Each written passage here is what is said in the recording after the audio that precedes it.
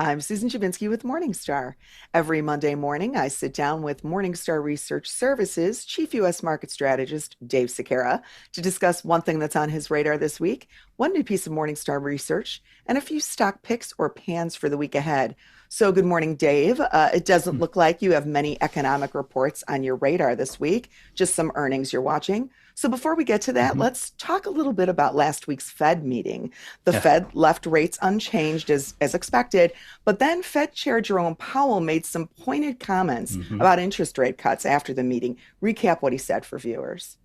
Hey, good morning, Susan. I hope everyone's got their morning cup of coffee going on here. A lot to talk about. So, first of all, Chair Powell, I got to say, I was shocked.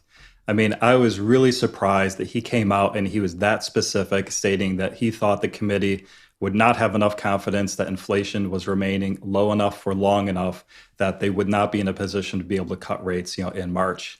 In fact, in the middle of that meeting while I was listening to it, I actually pinged Preston Caldwell, our chief U.S. economist, on Teams. I was like, did he actually really just say that? Mhm. To the best of my memory, and viewers, correct me below if I'm wrong in the comments section, but I've never heard him be, so specific as far as giving an opinion on an upcoming, policy meeting. Now, he did give a "but we'll see" qualifier at the end of the response, but I think he was quite clear that he just does not see a cut coming, at that March meeting. I'd also note that Chair Powell was on 60 Minutes last night, so I'd recommend viewers go and watch that interview as well. So now, as a result of what Chair Powell said, did Morningstar make any changes to its interest rate forecast for 2024? So we didn't make any changes to our interest rate forecast, but we did make a change in the timing. Now, our base case, coming into the meeting was for that first cut to come up here in March. With inflation as low as it's been, if it still stays on that trajectory, that is still certainly a possibility, albeit, much lower probability at this point. So, based on Powell's commentary, our economics team did change their forecast in that they changed the language such that we now expect the Fed to cut either in March or May, but we do remain confident that the Fed will cut in the first half of the year here. So the market sold off a bit after Powell's comments. Do you expect that to linger into this week? As you mentioned, the markets did sell off, right after he made those comments, but then the market rallied right back on Thursday and Friday. And I think this is a good lesson for investors that, there's so many different competing forces acting on the market at any one point in time. They're really trying to attribute, market movement over a couple of days to just any one individual, aspect of it is really kind of a fool's errand at the end of the day. So as far as this week goes, I mean, it's always impossible to know, but I'd say I think the more important thing is what the market is going to be focused on this week is really shifting away from, the virtual world, shifting away from the Mag 7 stocks and really looking more at the real economy stocks. And I think when I'm looking at what's coming up this week, there's McDonald's, Chipotle, Yum Brands. I think those are all going to be good indications of consumer strength. We have Estee Lauder coming up. It's a five-star rated stock. It's been a top pick of our analyst team. Looks like that stock is trading pretty well before market open today. And then lastly, for the consumer stocks, I'd also watch Uber. I think that's just a good indication of the continued reopening of the economy. On the manufacturing side, a lot of different companies coming out there. We've got Caterpillar, Air Products, Cummins, DuPont, Emerson. So again, all will give us, good views as far as what's going on with the real economy. And then lastly, a number of different healthcare stocks, Amgen, Gilead, and AstraZeneca being among those. So let's talk some specifics about a few earnings reports you'll be watching this week. You mentioned Mhm. healthcare right at the end there, and drug maker Eli Lilly also reports this week. Now, Lilly has become quite a story stock. The Hmm. market's anticipating some stunning growth from its weight loss and diabetes drugs. So, what will you be listening for, and what do we think of the stock today heading into earnings? Well, we think the stock is overvalued. It currently trades at over a 40% premium to our fair value, puts it well into two-star territory. Now, as you mentioned, it is becoming a story stock based on their weight loss drugs, and we do incorporate those drugs, into our forecasts. But we think the market is just applying way too high of a valuation for the long-term, potential that we see for earnings growth. And in fact, I think this is just a good example of, how there are certain stocks out there, specifically story stocks, that we think can get overvalued and in fact can even just get more and more overvalued. However, I would just caution investors with this stock. I mean, if they miss expectations or give any guidance below what the market is expecting, I'd say a look out below on this one. So now you're also watching a stock this week that you like that is should benefit from advances in AI. It's Mhm. Cognizant Technology Solutions. Yeah, it's a four-star rated stock, trades at an 18% discount to fair value. And we've talked about AI a number of times. At this point, all of the kind of obvious AI plays, I think, are already either, fully to overvalued at this point. So if you want to play artificial intelligence, I think you really need to try and identify those companies that are really more of a second derivative play on AI. So in our opinion, Cognizant kind of fits the bill. It's one of those few ways that we still think is undervalued. So the investment thesis here is that many companies either just don't have the expertise or the financial wherewithal to build out their own artificial intelligence. They're going to need to hire outside consultants with that expertise to do that. And I think Cognizant is well positioned to meet those needs.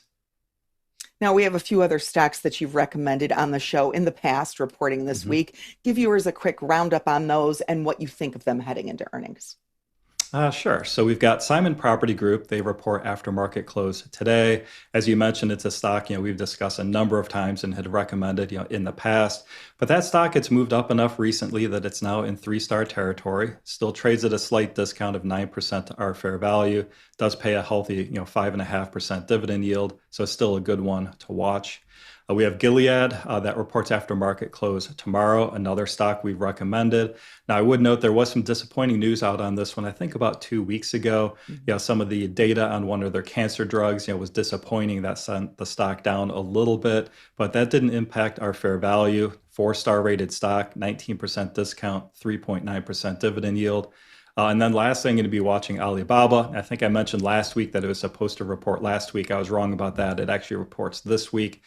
So I think what's really interesting here is when you look at the Chinese indices for Chinese stocks, now depending on which Chinese index you look at, the Chinese stocks are all the way down to, and in some cases even below pre-pandemic levels. Mhm. So I think this is a good one to watch for insight as to the state of the Chinese consumer and China outlook. So let's move on to some new research. We have two things to discuss on that front this week. We'll start out with what Morningstar's analysts think about some of the big Hmm. companies that reported last week. And we kind of have to start with Meta. The Yeah. stock really soared after earnings. The Hmm. company announced that it was going to begin paying a dividend. And Morningstar's analyst raised his fair value on the stock pretty significantly, too. Hmm. Yeah, he raised his fair value all the way up to $400 a share. Essentially, he updated the model, incorporated, some stronger margin expansion than what he was originally expecting. That stock right now, though, and it's trading at about a 20% premium, even to that upside fair value, that we recently moved to. And so I really kind of dug into the model here, and I just don't think we're being overly conservative. When I look at our assumptions, we're looking for 16% revenue growth this year. We're looking for a 5-year compound annual growth of revenue of 11%. Our operating margin this year, the assumption is 37%, and that increases all the way to 41% over the next 5 years. And if you look at that and compare that to historical averages, that operating margin has only been 33% over the past 3 years. Now, I'd also say I would be careful with this stock too. I know our team does expect digital ad growth will start slowing over the next 3 quarters as the economy slows as well. And I'd also note that company is going to be up against some pretty tough comps in the second half of this year. So on to Apple, Dave. The market didn't seem too Mhm. excited about what it heard Yeah. from Apple, and Morningstar held its fair value estimate after earnings at $160 per share. So recap what our Mhm. analysts thought of earnings here and whether there's an opportunity in Apple stock today. Yeah, Apple stock was down a little bit after earnings, really not as much as I kind of would have thought it would have been, Mhm. myself. As you mentioned, our fair value is unchanged at $160 a share. So that puts it in two-star territory as it's trading at about a 16% premium here. And I think what our analysts note is that really there's, two offsetting forces going on, in his view. So he did lower his revenue growth assumption. We're seeing just, a softer adoption cycle for iPhones. The replacement cycle for phones is lasting longer, and he's also seeing more aggressive domestic alternatives for cell phones in China. But that was offset. He did increase his margin assumption slightly, just and it looks like in the model here he's just making a mix shift to higher margin services, in like some of their app business and their online stores. So moving on to Microsoft, our analyst raised his fair value estimate on that stock quite a bit after earnings. Mhm. Why and what do we think of the stock today? Yeah, so our fair value was increased by 13% to 420 a share. That still puts the stock in three-star territory. I think it's trading at just a couple percent discount, to that fair value. Essentially with Microsoft, I mean, we're just still seeing, strong performance, everywhere in its business. But I think the fair value increase was really mainly on the strength of Azure. That's its cloud business. We're seeing, artificial intelligence, booster its growth rate there. So as such, we did increase our assumptions by 1 point for both the top line and as well as for margins over the next 5 years. So then next there's Alphabet. Now here, ad revenue growth disappointed, yet our analyst raised his fair value by a hair. What happened here? Yeah, I think this is a good example of, a lot of times the initial stock reaction after earnings isn't really necessarily indicative of the results.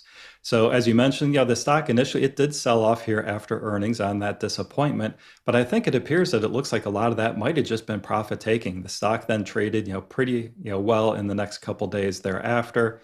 And similar to Microsoft, that fair value increase was based on growth and margin expansion in its cloud business. So net, we did increase our fair value by 6% to $171 a share. And what I'd note here at this point, Alphabet is actually the last of the Magnificent Seven stocks, in our view, that are still meaningfully undervalued, four-star rated stock at a 17% discount to our fair value. Now, our analysts thought Amazon's fourth quarter results were strong, and Mhm. Morningstar raised its fair value estimate on the stock to $185, which is about a 19% increase. Mhm. What triggered that boost in fair value, and is the stock a buy? Yeah, I mean, Amazon still just hitting on all cylinders across its entire business line. I think the fair value increase here was really mostly from positive results in the ad business. Again, the ad business being a very high margin business. And so as we updated our model, that led to a good amount of that fair value increase. So the stock is trading at about a 7% discount to fair value, so slightly undervalued, but that does put it in that three-star territory. So essentially, that just means the stock is within the range that we consider to be fairly valued. And then finally, we have ExxonMobil. It looks like results were solid, and our analysts Mhm. didn't make any changes to the stock's fair value estimate. So, recap what our take was on earnings and whether the stock is undervalued today. Yeah, not a lot to say here. I mean, there was no need to make changes to our forecast. The results did come in line with our expectations. So the stock is currently rated 4 stars, trades at a 17% discount, pays a nice healthy yield of 3.7%. So, we have another new piece of research to talk about aside from all those earnings reports, and that's your February stock market outlook. There's a link to your outlook below this video for viewers to access. So, first, Dave, recap January for viewers. How did the market Mhm. perform, and what styles and sectors drove those returns? Yeah, I mean, January was actually just a very solid month. The Morningstar U.S. market index was up 1.3% for the month. Now, interestingly, when we look at the performance here driven by category, is really driven by, core stocks. So when you take a look at our core segment of the index, it includes Meta, Broadcom, excuse me, Procter and Gamble, and a couple of other, large cap stocks that did, very well during the month. So for example, Meta was up 10% in January, Broadcom up 6%, Procter and Gamble up 7%. So those, because of the size of their market cap, did skew the core sector higher. When I look at value stocks, they're up, a 1/4%, nothing stellar, but again, at least, to the upside. And interestingly, growth stocks, I don't think a lot of people would expect, were actually down a 0.5% in January. So the two biggest drawdowns here were Apple and Tesla. Apple down 4%, Tesla down 25%. So those two stocks, did skew that part of the market down. And when we looked by market cap, large caps were the winner. They're up 2.5. Mid cap stocks up 1.2%, and small cap stocks down 3%. So now that we've headed into February, does the market look fairly valued? It does. In fact, if you look at a composite of where the market is trading all of the stocks that we cover versus the market weighted value of our intrinsic valuations, market right now trading almost, actually it's exactly right at 1, so right at our price to fair value metric. So which sectors in particular look overpriced today, Dave?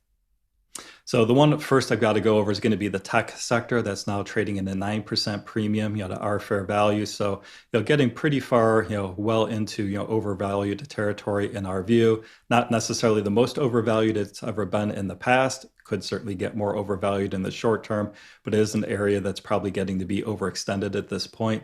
Industrials also slightly overvalued at a 4% premium to fair value. And consumer defensive, also a little overvalued at a 2% premium. And then let's look at the opposite side of the coin. Which sectors look undervalued? So the first two are going to be communications and real estate. Those are both trading at a 12% discount. A lot of different opportunities that we see for investors in both of those areas. Basic materials has been struggling as well. That's now at a 11% discount to fair value. A lot of interesting ideas that we've got there. And then lastly, energy and utilities, both trading at a 9% discount. And then let's pivot over and look at the market by market caps, small caps Mhm. versus large caps. Do small caps still look like the better value today? They do, and with the drawdown in January, they're getting to look even more attractive than they were, coming into the month. So yes, at the end of the day, small caps do remain the most undervalued part of the market. They trade at a 19% discount to fair value, and for a number of different reasons, I do think that they're still set up well, to do well over the course of this year and into next. And then let's look at the market through value stocks versus core stocks Mhm. versus growth stocks. How do valuations look? Yeah, so value stocks still remain the most undervalued according to our valuations. They trade at an 11% discount to fair value. Core stocks getting a little overextended, now trading at a 4% premium, and then core stocks at a 1% premium. So, Dave, given where valuations are at the start of February, how should investors be thinking about their stock portfolios today? So based on our valuations, I would say your overall equity weighting should be right at your targeted allocation. So whatever your allocation is based on your risk profile between equity and fixed income, I'd be right at what those targets are, right now. I don't think there's a reason to be either overweight or underweight equities at this point in time. But I do think the opportunities really are to be able to manage within those, different allocations and try and take advantage of where we do see some value today. So by category, I think being overweight value would be the right way to go. I'd probably underweight growth in order to be able to pay for it. And with core stocks being at only a 1% premium, I think you could probably just market weight that. And then by capitalization, I would overweight small cap stocks, probably have a slight modest overweight in mid cap. And then to pay for that, I think you need to be a little underweight in the large cap stocks. And then by sector, I would look to underweight tech and industrials, maybe a little underweight in consumer defensive as well, and use that to be able to overweight communications, real estate, basic materials, energy, and utilities. So let's move on to the picks portion of our program. As you Mhm. noted, Dave, the tech sector looks overvalued. However, there are some opportunities to be found. So this week, you've brought viewers three overvalued technology stocks to sell Mhm. and three undervalued technology stocks to buy instead. So first, let's talk about the stocks to sell. You say that Dell is a Yep. sell. Why? Yeah, so and I'm sorry, I kind of lost my train of thought there for a second. Yeah, so Dell is definitely one of the more overvalued stocks, amongst our coverage. Trades at an 80% premium to our fair value, puts it well into one-star territory. It's a company that we rate with no economic moat. And I actually just pulled up the stock chart here. It looks like the stock has doubled in the past 8 months. You might ask why. I have no idea. So another tech stock to avoid, and this is one you've panned on the show before, Dave, is Mhm. IBM. Yeah, so IBM did already report earnings. I would note we did bump up our fair value, but it was only by a couple of percent. The stock did pop after earnings. I think they probably surprised a little bit to the upside, but it does look like that stock is now giving back much of those gains. So, and I think about IBM, I really kind of think of IBM as really just being somewhat of a melting ice cube for the long term. Revenue there has been on a multi-year downward trend. Now, we do forecast a little bit of revenue growth over the next couple of years, but really very modest margin and very modest, earnings growth. So this one is a one-star rated stock, trades at well over 30% premium to our fair value. So again, just a stock I think it's a good time if you're involved in that one, kind of revisit whatever your long-term investment thesis is, and maybe start, scaling out of that one and look for, some other tech stocks at least, that we think have, some discount to fair value today. And then your final tech stock to sell is actually a name that you recommended on the show about a year Mhm. ago. It's CrowdStrike. Why is this one now a sell? Yeah, I mean, we recommended that one. I think it was Feb 6th, 2023. That stock is up 175% since then. So fundamentally, I still like the cybersecurity industry. I think it's got a lot of good positive tailwinds behind it. I like the fundamentals of the industry in and of itself. But at this point, in our view, the stock has just gotten to be too expensive. It's now in the two-star territory, trades at a 37% premium to fair value. So again, while the stock, is one that we do rate with a narrow economic moat, it just comes down to valuation being too high on this one today. So let's move on to the three stocks you like in the tech sector. Your first Mhm. pick is a stock you talked about earlier in the program today. It's Cognizant Technology Solutions. Reiterate why you like it. Yeah, and first I'll just note this one does report this week on February 6th, I believe. So the stock is rated 4 stars, trades at about a 17% discount to our fair value, pays about a 1.5% dividend yield, and it is a company that we rate with a narrow economic moat. So I do like this one as being kind of that second derivative play on artificial intelligence. The investment thesis here is essentially most companies aren't going to have either the expertise or the financial wherewithal to be able to build and train their own artificial intelligence models. So we do think that Cognizant Technology is well positioned, with their consulting business to be able to do that. So we do see, some good long-term tailwinds behind this company's revenue. So your next tech stock pick is another example of what you're calling a second derivative AI play. Mhm. The stock is Snowflake. Tell us about it. Yeah, so they don't report until towards the end of this month on the 27th, I believe. Now, it is only a 3-star rated stock. It trades at a 15% discount to fair value. So that does put it within the range that we consider to be fairly valued based on its uncertainty rating. But as you mentioned, I do still like this one as a derivative play on AI. The company is a provider of a data lake and data warehousing. And when I think about AI, it's just going to require, greater and greater amounts of both. The company also does provide some AI tools for their customers, so we think that's going to help, build some switching costs in their business over time. And then your last stock pick this week is F5. Tell us about hmm it. Yeah, so F5 actually already reported. We did increase our fair value estimate here after earnings up to $205 a share from 180 a share. Again, it's a 3-star rated stock, but it does trade at a 10% discount to that upsized, fair value estimate. When I look at F5, we do think that they are a leader in the application and application delivery controllers. It does have a narrow economic moat based on its switching costs. So really, when I look through our note here, the reason for the fair value increase is one, the company just very materially outperformed our expectations, and our team does think that they are well positioned to start, generating some additional revenue growth over the next year or two. So then one last question for you, Dave. Chiefs or 49ers?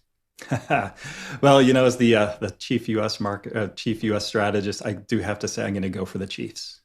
Fair enough. Thanks for your time this morning, Dave. Viewers interested in researching any of the stocks that Dave talked about today can visit Morningstar.com for more analysis. We hope you'll join us again next Monday at 9 a.m. Eastern, 8 a.m. Central. In the meantime, please like this video and subscribe to Morningstar's channel. Have a great week.